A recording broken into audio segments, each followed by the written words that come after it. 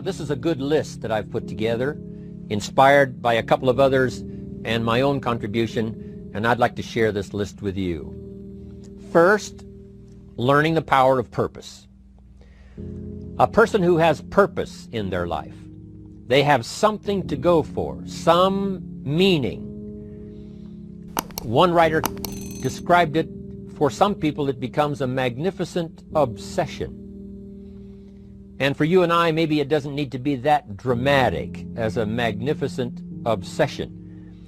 But it has to be something that does something to us, something that pulls us, especially into the future. You know, there are many influences on us. One is the influence of the past. Some people are always pulled back by the past. Some people are always pulled aside by the distractions. But here's what's powerful.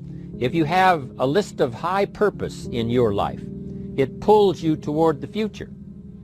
And the more powerful the purpose is, the stronger it pulls. And here's the other great advantage if you have purpose for the future. It pulls you through all kinds of challenges and all kinds of difficulties. If you don't have these strong purposes for the future, it's easy to get swallowed by a bad day. It's easy to be almost annihilated by a poor month. And it's easy sometimes to almost disappear beneath the waves of a year that goes backwards if you don't have something to pull you beyond that year. So if you want something to pull you through all kinds of challenges, all kinds of difficulties and things that come at you, you got to have something on out there, beyond today, beyond next week, beyond next month, beyond this year, that pulls you into the future.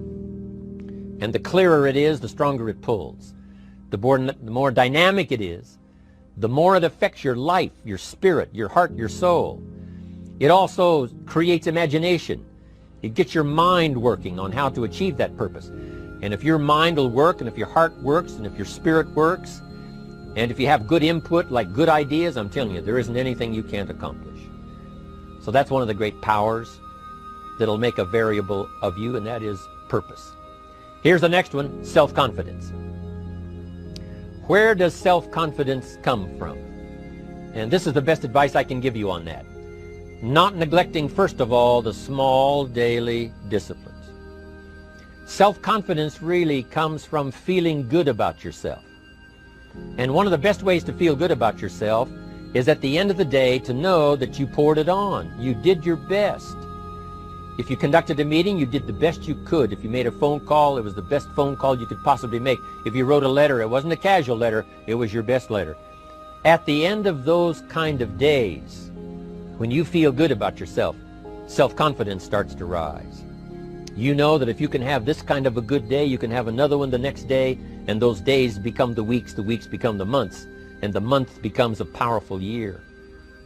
Self-confidence comes from the lack of neglect. If you will not neglect to do the small daily disciplines, that's where self-confidence comes from. Part of good health is self-confidence. I know I'm going to be healthy. I take the Herbalife products. I eat the apple a day. I walk around the block. I do the jogging on the beach. At the end of the day, when you've really poured it on and you've done all the stuff, self-confidence grows. That self-confidence affects your health, it affects your future, it affects your psyche. So this is true. One of the great powers is self-confidence.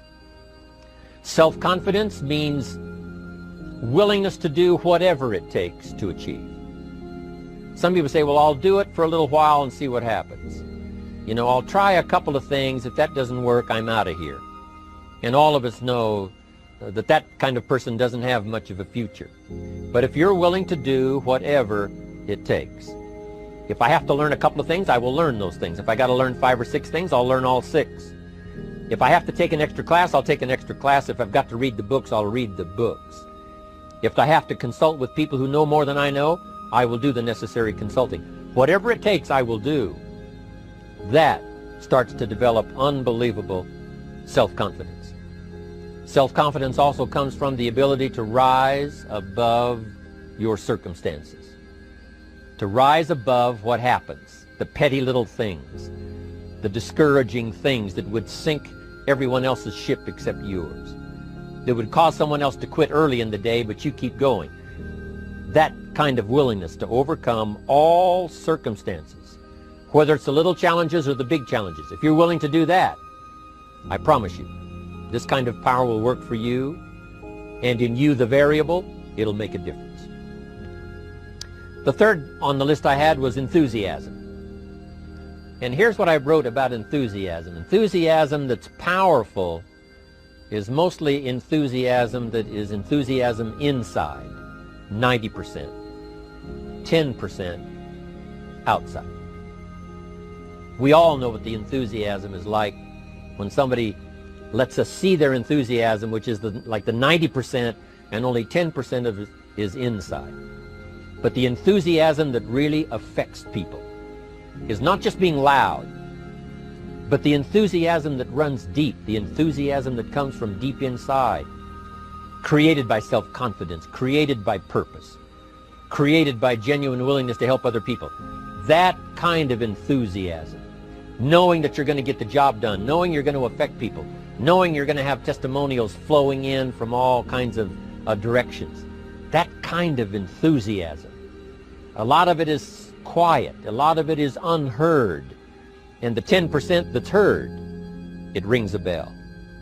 People call it genuine enthusiasm because they know that what you say in the outward display of your enthusiasm is only a small tip of the iceberg of the enthusiasm you feel inside that really motivates you to do the best job you can. Next on my list to help you become the powerful variable is expertise. Wanting to excel in all of the skills and settling for nothing less than an outstanding performance. If you're willing to be the best in your field, if you're willing to demand of yourself excellence in skills, to be the best that you can possibly be. In the training, do the best you possibly can. In doing a workshop, do the best you possibly can.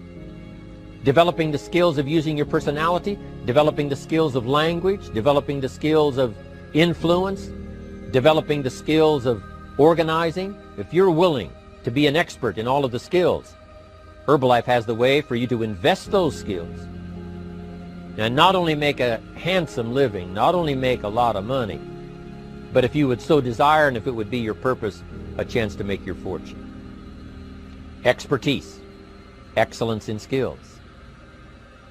Here was the next one on my list, making a powerful contribution to you, the variable, and that is preparation. Well prepared. And preparation, of course, involves a whole lot of things. A big share of our life is preparing, getting ready. When we go to the first grade in school, we're just preparing for the second grade. After we've finished 2 grades, the 2 grades prepare us for number 3. Sometimes it seems like a long, excruciating time. And the time will just seem like it'll never come when we can finally have the performance that we really want. But it takes time to prepare. It takes time to get ready. And the decisions you make in the preparation time, those are the decisions that last for a lifetime. Preparing to have a good day. It's that preparing, maybe the night before, maybe the couple of days before the day that you're going to put everything together. The preparation for a meeting means that you've taken it serious. The preparation for doing a workshop means you're serious about the workshop. You want to make the best contribution. That kind of preparation is important. But here's preparation that's very vital, and that is to prepare yourself for success. Life seemingly does not wish to waste success on the unprepared. Life says, why waste a fortune on this person? They're not prepared to do the right things with it. They're not prepared to use it wisely. If a fortune was bestowed upon this unprepared person, it would probably be wasted. The people that could have been touched won't be touched. What could have been done won't be done because this fortune will have been wasted on the unprepared person. So not only look for fortune, not only look for the promise, but prepare yourself and ask of yourself, what can I do to make myself ready? Because remember, life was designed not to give us what we want, not to give us what we need, but life was designed to give us what we deserve. Every value in life must be paid for, and those that pay are the ones that get it. It says those that give receive. Someone says, I wish to receive, I wish to receive. You don't have to concentrate on receiving. Just become a good giver. It says those that search will find. Someone says, well, I need to find some good ideas to help change my life for the future. Then to find good ideas, that doesn't come because you need them. It comes because you search for them.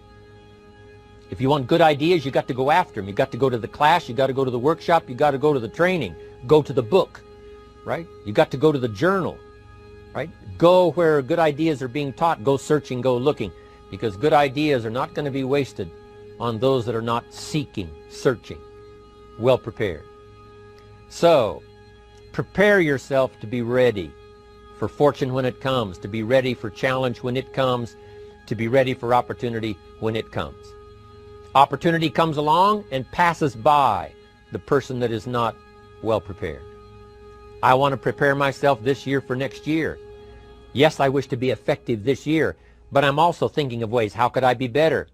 How could my ideas be more powerful? How could they be sharper, more clear? How could I reach some people next year that I perhaps can't reach this year? I haven't reached deep enough into my own soul to affect some people. Some people just pass by and say, hey, what a good speech. But how could I make it stronger than that, deeper than that, more powerful than that? I cannot be as powerful as I could be next year. You know, you can't go to the 10th grade in the 5th grade. You just got to go through the grades. But the more you are prepared, when the 10th grade finally comes, now you can cash in and get 2 times, 3 times, 5 times more value from it by being prepared. I want to do my best this year for Herbalife, but I also want to get ready for next year, 1999. And then when the year 2000 comes at the turn of the century, I want to be well equipped by language, by instinct, by temperament, by personality, by influence, to really be valuable the year 2000, 2001, 2, 3, 4, 5. That's my goal. I'm sure it's your goal. Now here's the next one. There's great power in self-reliance. Self-reliance means you simply look mostly to yourself. It would be nice if someone just gave you this, gave you this, gave you this. It would be nice if everyone did their job exactly as they're supposed to do it. But here's what you've got to do. Primarily rely on yourself. Primarily say, I'm the person responsible. And I will learn the necessary skills so that I can help people learn their skills.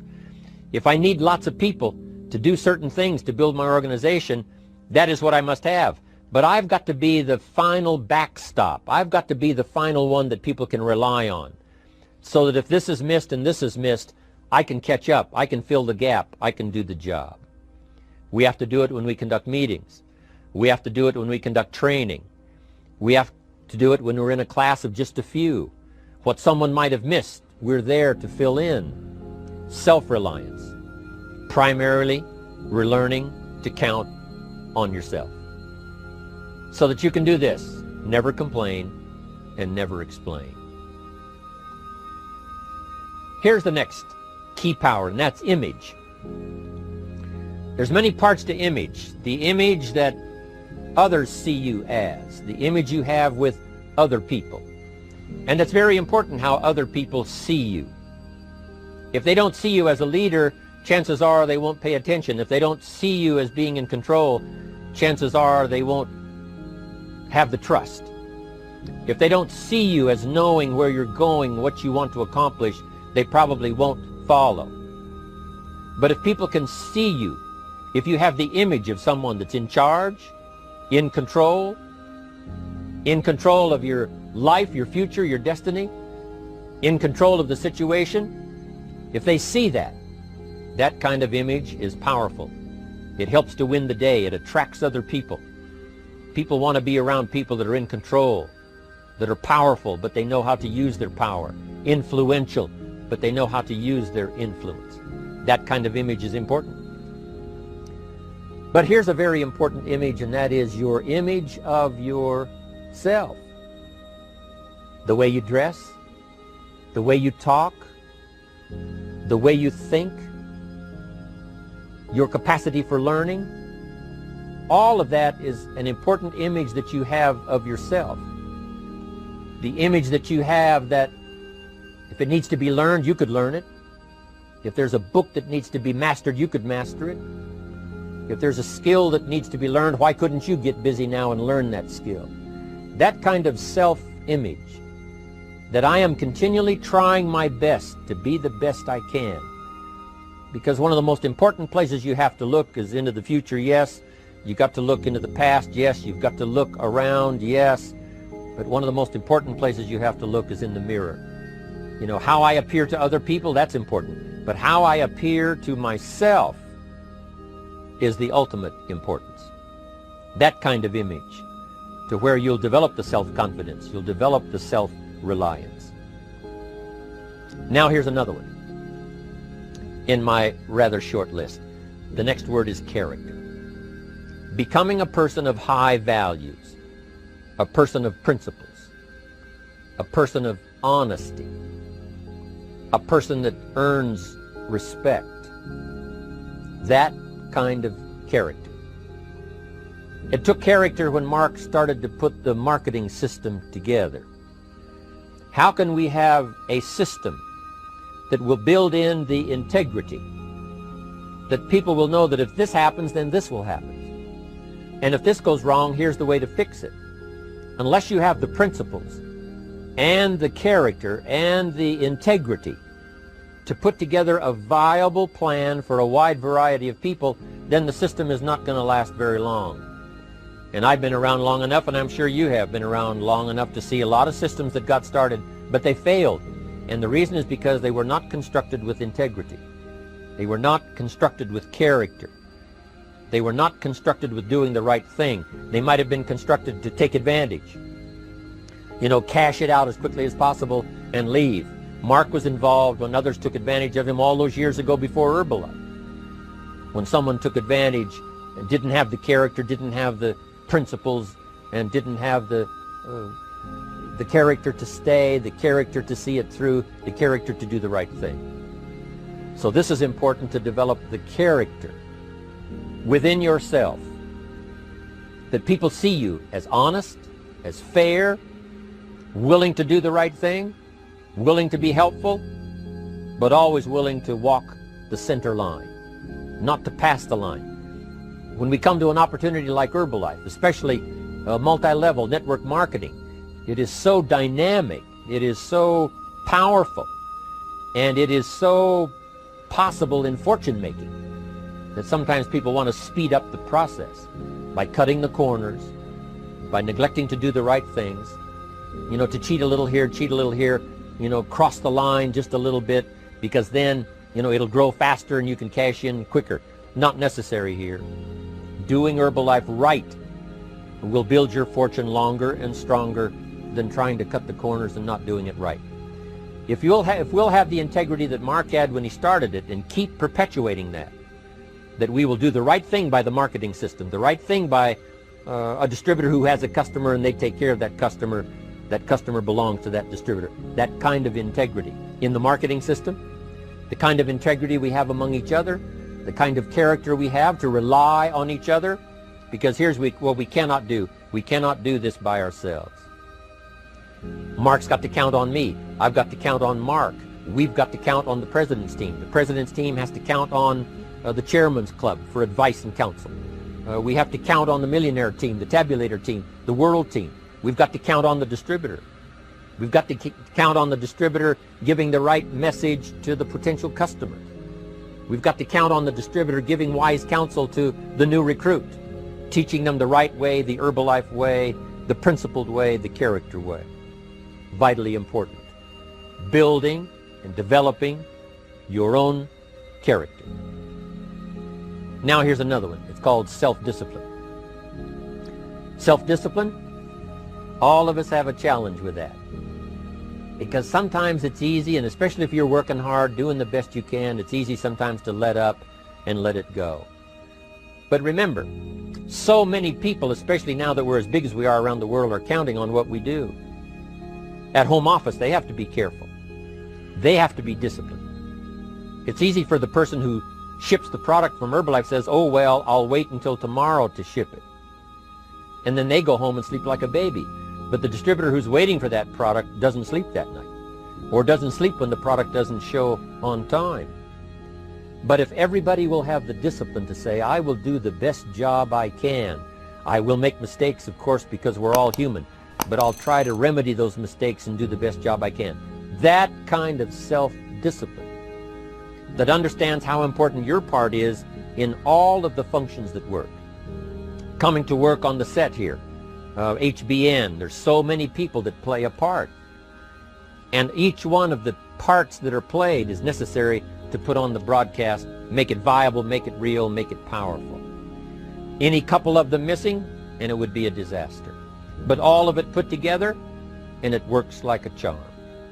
Each person developing the self-discipline to do their part, do their job.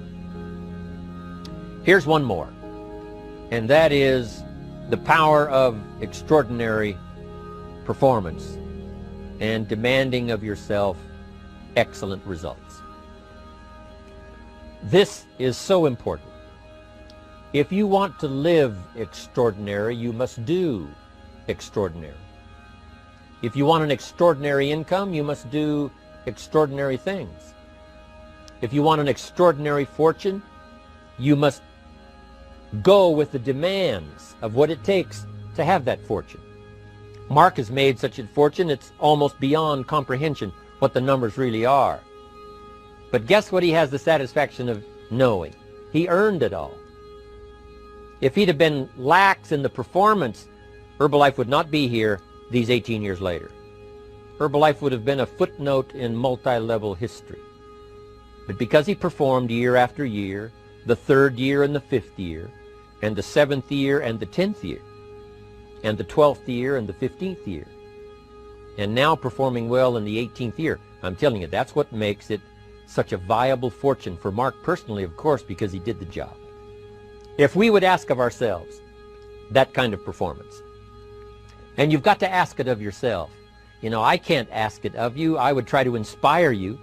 I would try my best to share with you what it might taste like, what it's like to finally make your fortune. It happened for me. But here's what you must do. You must demand it of yourself.